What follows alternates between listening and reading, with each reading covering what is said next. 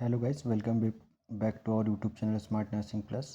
और आज हम बात करने वाले हैं सोशियोलॉजी यूनिट 4 के topic social custom relating to marriage के बारे में। तो इस वीडियो में हम इस टॉपिक को कवर करेंगे। बने रहिए हमारे इस वीडियो में। चलिए सबसे पहले हम शुरू करते हैं कि स्पेशल कस्टम्स होते क्या हैं, ठीक है, या सोशल कस्टम्स क्या होते हैं।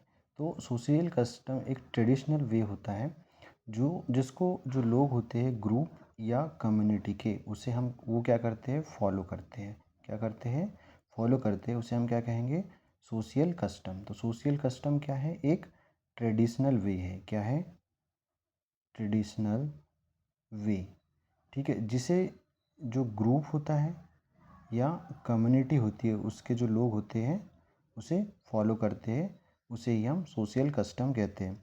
सिंपल वर्ड में से हम इस तरह से कुछ समझ सकते हैं कि कोई ओल्ड प्रैक्टिस है जो एक जनरेशन से दूसरे जनरेशन पास होती है। जैसे जो पेरेंट्स होते हैं वो अपने बच्चों को सिखाते हैं कि यदि कोई इवेंट है, ओके, जैसे घर में कोई भी इवेंट हो रहा है उसे किस प्रकार से किया जाता है, ठीक है, उसे ही हम बोलते हैं सोशल कस्टम। जो हमारी परंपरा होती है, रीति रिवाज होते हैं किसी भी इवेंट को करने के लिए, उसे ही हम सोशल कस्टम कहते हैं। और इसे कोई ग्रुप भी फॉलो करता है या तो पूरी की पूरी कम्युनिटी भी इसे फॉलो करती है, ठीक है। अब हम बात करते हैं सोशल कस्टम में मैरिज क्या होती है, ओके।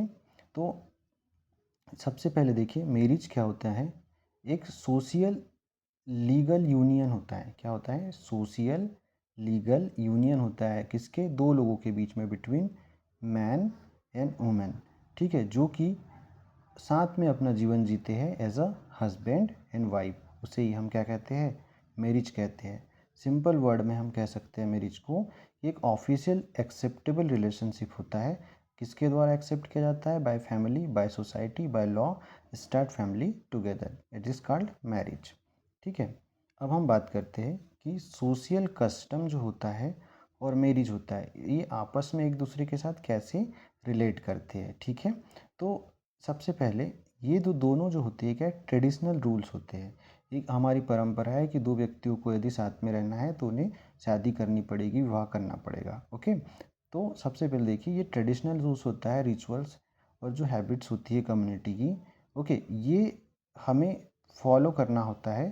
कब? जब हमें पार्टनर चूज़ करना होता है, ठीक है। उसके बाद ही हम शादी कर सकते हैं, परिवार की शुरुआत कर सकते हैं। तो जो सोशल कस्टम हमें गाइड करते हैं कि आपको किस प्रकार से शादी करना है, क्योंकि ऊपर हमने डिस्कस किया कि कौन सा इवेंट किस प्रकार से होगा, सोशल कस्टम हमें बताता है। आगे देखिए ये दोनों आपस में किस प्रकार से कॉमन है। Common custom related to marriage, ठीक है, कुछ कॉमन कस्टम्स है, परंपराएं है शादी से रिलेटेड, ठीक है। रूल पहला है, पॉइंट है, rule for choosing partner. Partner को चूज़ करने के लिए कुछ रूल्स होते हैं कस्टम्स के अकॉर्डिंग। पहला है एंडोगैमी।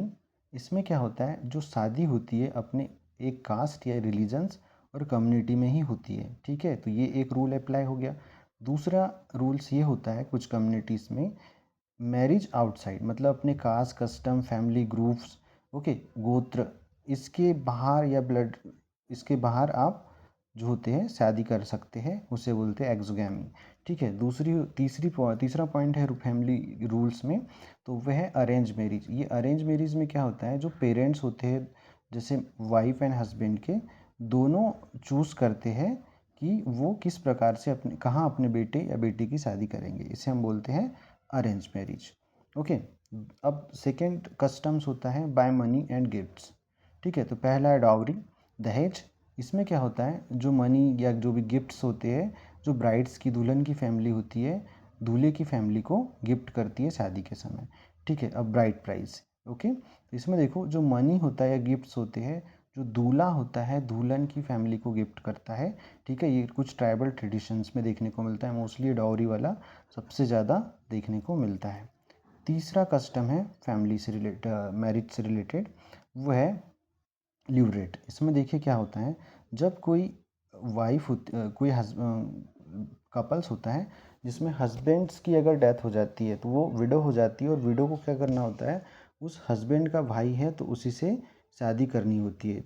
दूसरा होता है सोरेट। इसमें क्या देखने को मिलता है कि जो आदमी होता है, जो अगर उसकी वाइफ की डेथ हो जाती है तो उसकी वाइफ की जो सिस्टर होती है उससे उसे शादी करनी पड़ती है। ठीक है, तो ये कस्टम्स है और इसीलिए मैरिज और कस्टम आपस में एक दूसरे के साथ जुड़े हुए हैं। ये कस्टम ही है जो 3C तक ABC तीनों पॉइंट आपने पढ़ा है, ये कस्टम ने ही हमें बताया कि ये चीज़ें किस प्रकार से होगी। अब हम बात करते हैं टाइप्स ऑफ मैरिज, ये हम पहले भी डिस्कस कर चुके हैं। ओके, इस पर एक स्पेशल वीडियो बना है। ठीक है, पहला टाइप्स होता है मोनोगेमी।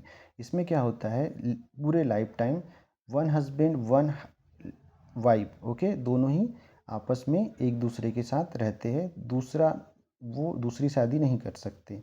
ठीक है, दूसरा टाइप पॉइंट है इसमें पॉलीगैमी। इसमें देखो क्या होता है कि एक व्यक्ति एक महिला के अलावा अन्य महिलाओं के साथ भी विवाह कर सकता है एट द सेम टाइम। ठीक, ओके। तीसरा है पॉलिएंड्री। इसमें क्या होता है, एक महिला जो होती है वो एक ही समय में एक व्यक्ति से अधिक या एक हस्बैंड से अधिक हस्बैंड के साथ में वो रह सकती है, विवाह कर सकती है। ठीक है, एट द सेम टाइम। ठीक है, तो कुछ इम्पोर्टेंस लॉस है मैरिज से रिलेटेड हमारे इंडिया में, जैसे Hindu marriage act 1955, special marriage act 1945, dowry provision act 1961। Okay, तो इन जो टॉपिक्स को हम अगले वीडियो में अच्छे से डिस्कस करेंगे। ओके, आई होप गाइस आपको समझ में आया होगा कि स्पेशल कस्टम का मैरिज के साथ में क्या रिलेशनशिप होता है। Thank you guys for watching this video.